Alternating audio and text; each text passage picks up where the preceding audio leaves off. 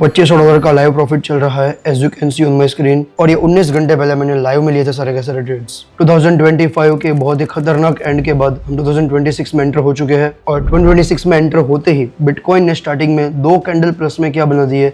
हर एक पर्सन आज के टाइम पे ट्विटर पे एक्टिव हो चुका है और कह रहा है कि 2026 पूरा बुल मार्केट रहने वाला है। Now I don't agree with this. Even मैं ऐसा मानता हूँ कि 2026 का Q1 छोड़ के हर एक क्वार्टर बहुत ही नेगेटिव रहने वाले हैं। Basically we talk about everything with proper logic. Hi everyone, I am Jeet Shah. मैं इस इंडस्ट्री में पिछले 7 साल से काम कर रहा हूँ। इस इंडस्ट्री को छोड़ो, जब से मैंने स्टॉक मार्केट के बारे में सुनना चालू किया, स्टॉक मार्केट के बारे में पढ़ना चालू किया, फाइनेंस के बारे में सुनना चालू किया, उसके बाद फर्स्ट टाइम ऐसा हो रहा है जहाँ पे हर financial market all time high पे है। एंड जब से मैंने क्रिप्टो चालू किया, पहली बार ऐसा हो रहा है कि यूएस मार्केट को क्रिप्टो फॉलो नहीं कर रहा है। Look at Taiwan's market almost all time high, India का market almost all time high. अगर आप पिछले 2 दिन को काउंट ना करो तो Japanese market all time high, US market all time high. अब आप लोग कहोगे कि जीत शायद बिटकॉइन एक एसेट नहीं है, इसको कमोडिटी बोला है काफी सारी कंट्रीज ने। अब कमोडिटीज चेक कर लेते हैं। Gold all time high, even gold ने आज तक हिस्ट्री का सबसे पॉजिटिव ईयर क्लोज किया है। 80% से ऊपर का रिटर्न बना है सिर्फ गोल्ड में 2026 में। Silver again all time high 100% plus, copper all time high. लेकिन फ्यूचर ऑफ एसेट जिसका नाम है क्रिप्टो, बिटकॉइन इस साल में वर्स्ट परफॉर्म किया है। इवन लास्ट 1 साल में 2025 का पूरा साल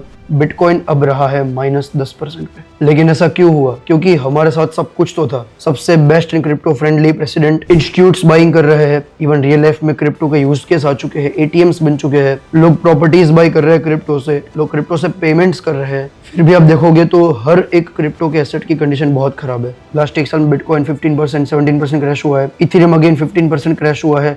Solana is down almost 68-70% from recent high. So crypto में इस बार ऐसा क्या चेंज आया है उसको समझते हैं, फिर मैं आपको बताता हूँ कि 2026 में मैं क्या एक्सपेक्ट कर रहा हूँ।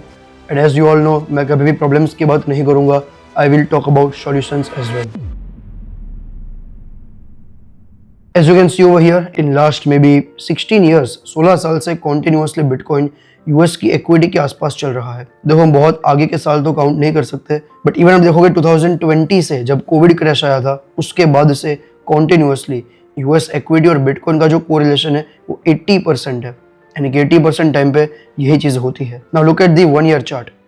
यहाँ पे आप देखोगे तो कॉन्टिन्यूसली बिटकॉइन यूएस की इक्विटी के साथ जा रहा था, लेकिन लगभग 10 अक्टूबर के बाद ये चार्ट अब वर्क नहीं कर रहा। यानी कि यहाँ पे आप नोटिस करो, यूएस की इक्विटी तो कंटिन्यूसली ऊपर जा रही है, लेकिन बिटकॉइन ने जो कोरिलेशन था वो पूरा तोड़ दिया है। पहले अगर आप कोरिलेशन देखोगे तो आपको यहाँ पे नीचे ब्लू लाइन जो दिख रही है वहाँ पे दिखेगा 0.8499, यानी कि 80-85% टाइम पे वही चीज हो रही थी कि यूएस इक्विटी ऊपर जा रहा था तब बिटकॉइन ऊपर जा रहा था। तो 10-10 को ऐसा क्या हुआ और क्यों हुआ, सबसे पहले उसको समझते हैं। 10-10 यानी कि 10 अक्टूबर को 2 चीजें हुई।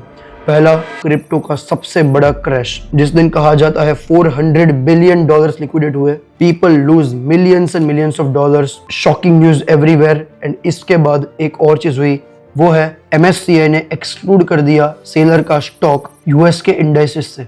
यानी कि सेलर जो कि 50% से ज्यादा बिटकॉइन की ट्रेजरी यूएस मार्केट में अगर हम बात करें एस्टेब्लिश्ड प्लेयर में, तो जो होल्ड करता है सबसे ज्यादा बिटकॉइन सेलर, उसकी कंपनी को इंडाइसेस से निकाल दिया गया। अब ये जो हुआ है ना, ये कोऑर्डिनेटेड अटैक था। इसके बारे में मैंने मल्टीपल रील्स बनाई है, लेकिन आज आपको मैं समझाता हूँ कि एग्जैक्टली अटैक क्यों हो रहा है और क्यों क्रिप्टो को रीसेट किया जा रहा है। जो मैंने अगेन बहुत बार यूट्यूब वीडियोस में बताया है कि क्रिप्टो का एक रीसेट प्लान बन सकता है। देखो, ये जो चीज मैं आपको बता रहा हूँ उसको 90% लोग बिलीव नहीं करेंगे, क्योंकि ये ना फंडामेंटल है ना टेक्निकल है, ये साइकोलॉजिकल है। Now people don't understand psychology. लोग हमेशा कहते हैं भाई तू चार्ट दिखा दे, तू जीत गलत बोल रहा है, यहाँ पे RSI है, फिबोनाची है, FEG गैप है, तो यहाँ से तो बिटकॉइन ऊपर ही जाना है। लेकिन ऐसा काम नहीं करता।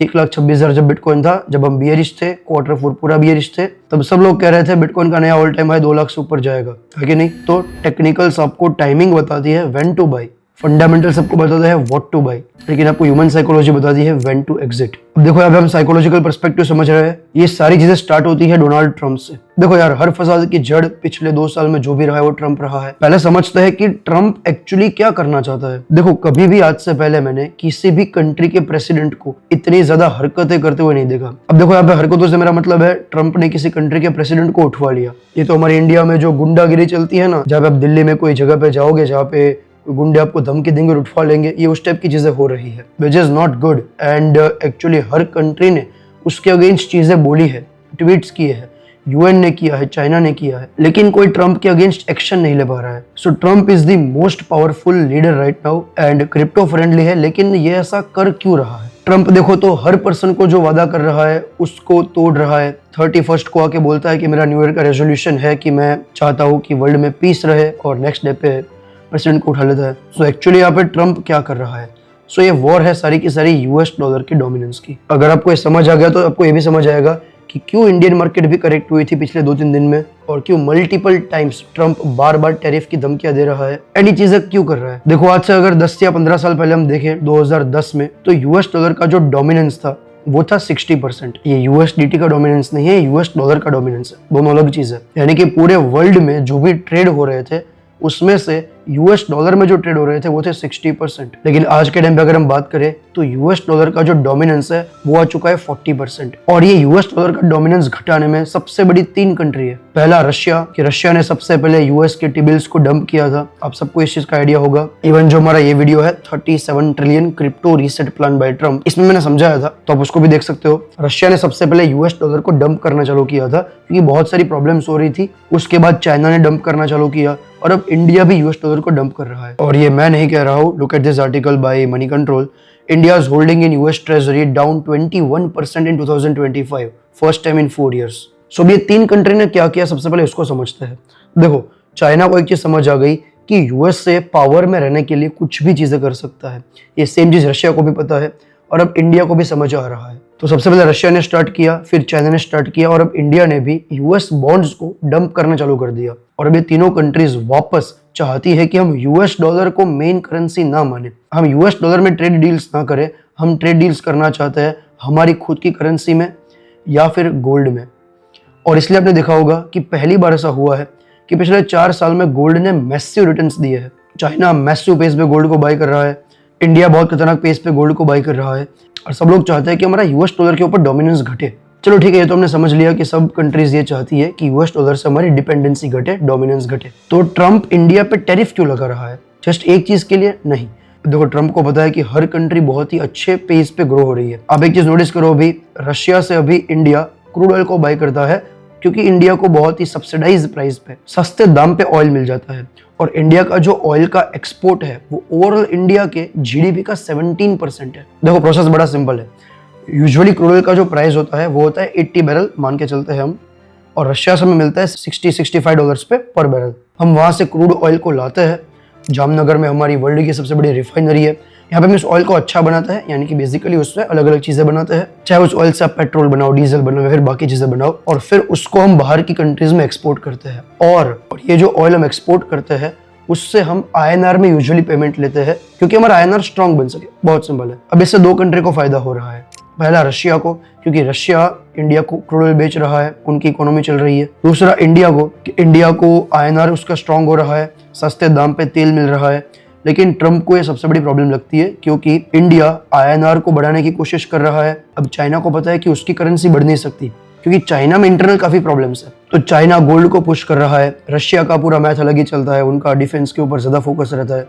तो अब इसलिए ट्रंप इन 3 कंट्री के अगेंस्ट में ही चीजें कर रहा है, और इसलिए बार बार वो इंडिया को धमकियां दे रहा है कि मैं 500% टैरिफ लगा दूंगा, 100% लगा दूंगा अगर तुमने रशियन ऑयल बाय करना बंद नहीं किया। समझ आया क्या हो रहा है? क्योंकि इंडिया ऑयल बाय करता है रशिया से, वो इंडियन प्राइस पे बाहर की कंट्रीज में एक्सपोर्ट करता है उस ऑयल से कुछ ना कुछ बना के, और इसलिए इंडियन रुपीस बेटर बनता है। और उसके अगेंस्ट में इंडिया डॉलर्स को कंटिन्यूअसली डंप कर रहा है और गोल्ड को बाय कर रहा है। ये सेम चीज चाहता है चाइना और इवन रशिया भी। अब देखो, इसका क्रिप्टो के साथ क्या रिलेशन है? देखो, रिलेशन ही जो थे वो सारे के सारे तो तोड़ दिए ट्रंप भाई ने। रिलेशन क्या थे? यूएस का स्टॉक मार्केट जितना ऊपर जाएगा उतना ही इंडियन स्टॉक मार्केट ऊपर जाएगा, वो टूट गया। यूएस का स्टॉक मार्केट ने कल ऑल टाइम हाई लगाया, इंडिया का स्टॉक मार्केट 2 दिन से बहुत ही खराब गिर रहा है। कोरिलेशन था बिटकॉइन का और यूएसए के स्टॉक मार्केट का, बिटकॉइन गिरना चालू हो गया, यूएसए का स्टॉक मार्केट बढ़े जा रहा है। अब देखो, ट्रंप का एक सिंपल फोकस है कि वो यूएस डॉलर की डोमिनेंस को बढ़ाना चाहता है, और वो तब बड़ी रहेगी जब यूएस मार्केट में नया पैसा आता रहेगा। लोग यूएस डॉलर में ट्रेड करे ना करे, बट अगर यूएस के पास पैसा आता रहेगा, यूएस का स्टॉक मार्केट ऊपर रहेगा, तो लोग अपॉर्चुनिटी की तलाश में वही आएंगे। और एंड में लोग यूएसए के डॉलर्स बाय करेंगे और वहीं से स्टॉक मार्केट में इन्वेस्ट करेंगे। तो ट्रम्प का एक ईगो है कि यूएस का स्टॉक मार्केट ऊपर रहे, बाकी जो होना है हो, हमें फर्क नहीं पड़ता। देखो ये ना पहली बार आप ये सारी बातें सुन रहे होंगे और आपको लग रहा होगा कि यार ये ट्रम्प क्या एक्चुअली करना चाहता है। बट अगर आप थोड़ा पॉलिटिक्स समझते हो, अगर आप समझते हो कि पावर क्या होती है, कैसे पावर को ये लोग होल्ड करते हैं, तो बेसिकली ट्रम्प हर वीक कंट्री पे वार कर रहा है और हर स्ट्रॉन्ग कंट्री से डिस्टेंस बना रहा है। और जब ट्रम्प को पता चलता है कि भाई सामने वाली कंट्री बुरा मान गई है या फिर कुछ प्रॉब्लम आने वाली है, तो स्टार्ट कर देगा India is my good friend, Modi is my good friend and मैं इंडिया के साथ अच्छी डील साइन करना चाहता हूँ, etcetera etcetera. Basically push pull play कर रहा है और इसीलिए यूएस स्टॉक मार्केट के अलावा कोई मार्केट में ज्यादा परफॉर्मेंस आ नहीं रही है पिछले एक साल में। ये भी मैं आपको प्रूव करके दिखा देता हूँ। So look at S&P 500 in last 1 year. एक साल में 20% का S&P 500 का रिटर्न है। लेकिन अब निफ्टी देख लो, निफ्टी का एक साल का रिटर्न है 11%।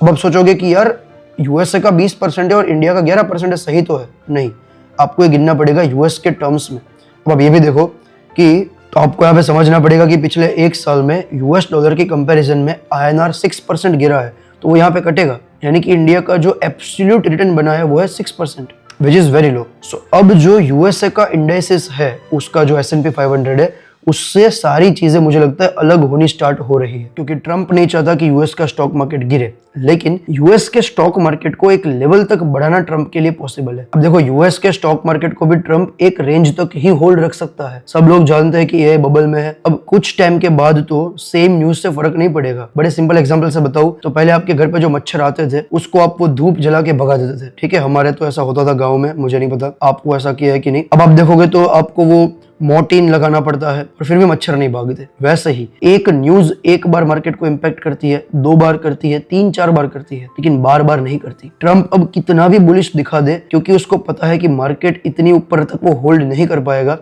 तो कहीं ना कहीं चाहे 10% का भी करेक्शन आया यूएस मार्केट में, तो वहां से बिटकॉइन सबसे पहले गिरेगा। देखो क्रिप्टो तभी बढ़ेगा जब मार्केट सर्टन होगी, ना कि मार्केट ऊपर होगी। ये वर्ड हमने गलत समझा है। मार्केट ऊपर तो सारी है भाई, गोल्ड भी ऊपर है, सिल्वर भी ऊपर है। बिटकॉइन तब बढ़ेगा जब मार्केट सर्टन होगी और 2026 में हर कंट्रीज के बीच में वॉर चल रही है। अब बेशक देख लो, हर 2 कंट्री आपस में लड़ रही है। सो 2026 में बहुत सारी वॉर्स मुझे लग रहा है होगी, चाहे वो छोटी छोटी वॉर्स हो, चाहे उसके न्यूज आए, बट बेसिकली मार्केट सर्टन नहीं रहेगी। तो मेरी सिंपल प्रेडिक्शन Q1 बुलिश रह सकता है, क्योंकि अभी भी देखो अब तो मार्केट में कुछ अच्छी न्यूज है, मनी प्रिंटिंग है, बट Q2 Q3 बहुत खराब रहेगा और मैं एक्सपेक्ट कर रहा हूँ कि क्रिप्टो का एक भयंकर रीसेट होगा। अगर यूएस मार्केट 10% भी गिरी तो लोग सोचेंगे छोटी सी करेक्शन है, लेकिन अगर बिटकॉइन यहाँ से 10% गिरा तो सोच लो क्या होगा। अब क्रैश यहाँ पे 2 टाइप के हो सकते हैं, वो हमें पता चलेगा जब क्रैश आना चालू होगा। पहला एक नॉर्मल क्रैश, जैसे कि 2020 के बाद 1-2 बार ऐसा हुआ है कि इंडिया का स्टॉक मार्केट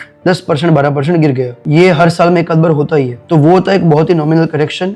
अगर ऐसा होता है तो बिटकॉइन चला जाएगा 60,000 70,000 और पूरा साल कोई ज्यादा मूवमेंट नहीं होगी। और एक होता है 2008 टाइप का क्राइसिस, जहां पे लोग आते हैं रास्ते पे। अगर इतना बड़ा क्रैश आता है, क्योंकि देखो कंडीशन तो वैसे ही है, अगर ऐसा कुछ होता है तो पॉसिबिलिटी है कि बिटकॉइन चला जाए 50 के 40 के और इवन उससे भी नीचे, जहां पे लोगों के पास पैसा नहीं होगा इसको बाई करने का। सो अभी चीज हम क्या कर सकते हैं, मैं पर्सनली मेरे लिए 3 चीज कर रहा हूँ, तीनों आपको बता देता हूँ मैं क्या कर रहा हूँ, आप उस हिसाब से सोच सकते हो।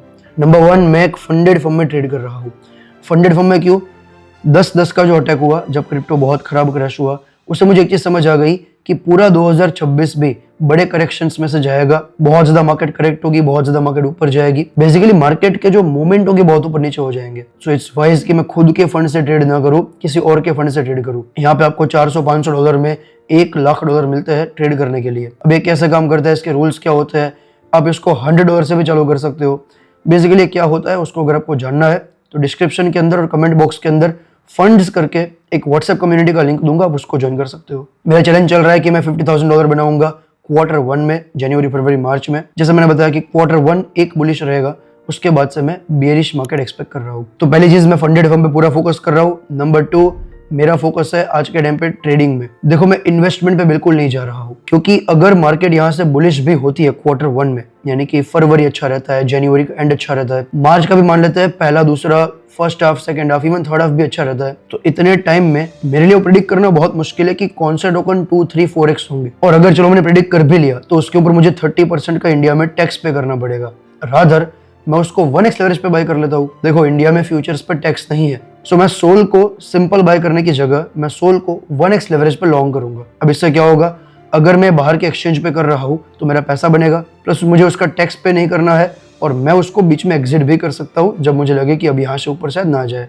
तो स्पॉट से बेटर मुझे लग रहा है अभी फ्यूचर्स करना बेटर है। और इसमें मैं every single day live trade करता हूँ, वहाँ पे भी एक एक्चुअली चैलेंज चल रही है, उसका भी आपको यूट्यूब इससे कनेक्टेड मिल जाएगा या फिर जीत ट्रेडिंग सर्च कर लो, आपको मिल जाएगा। और थर्ड मेरा फोकस है पर्प फार्मिंग। अब जब मैं पर्प फार्मिंग बोलता हूँ लोग इसको इग्नोर करते हैं कि लोगों को लगता है कि इसमें क्या मिलेगा आपको, $1000 $2000। तो मैं आपको इसका पोटेंशियल पहले बताना चाहता हूँ। अगर आप सही से नेक्स्ट 6-8 महीना पर्प फार्म कर लिए तो आपको 5 to 6 फिगर में एयर ड्रॉप मिलेगा। और ये मैथ है, ये कोई तुक्का नहीं है। 5 फिगर का मतलब है $10,000 से $1,00,000। सही गाइस, अगर आप मुझे जानते हो तो आपको पता होगा हम लोग कोई 50,000 रुपये लाख रुपए कमाने वाली चीजें नहीं करते हैं।